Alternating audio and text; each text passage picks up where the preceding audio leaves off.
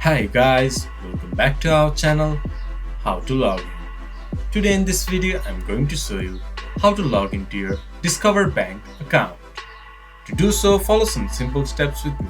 First of all, go to your browser and your default search engine. Then search Discover Bank Login. Then go to the first result that shows up or go to portal.discover.com. Once the page has been loaded up, enter your user ID, then enter your password. To confirm your password, you can view your password by clicking to this eye icon.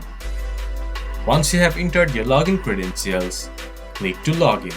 Then you should be able to access the Discover Bank account.